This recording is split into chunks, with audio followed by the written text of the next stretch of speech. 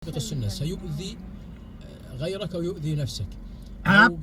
हरम में तवाफ करने के बाद 2 रकात कहाँ पढ़नी चाहिए? मकाम इब्राहिम पर या कहीं भी पढ़ सकते हैं? तो इसका जवाब ये है कि कहीं भी हरम में पढ़ी जा सकती है।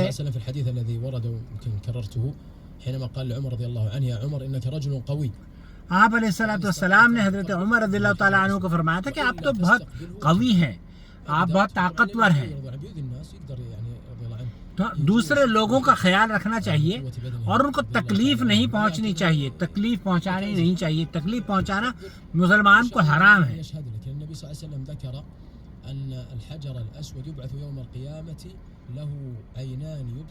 आप अलैहिस्सलाम ने हजर अस्वद के बारे में फरमाया ना कि हजर अस्वद भी गवाही देगा, तो हरम में किसी को तकलीफ नहीं पहुंचाना चाहिए।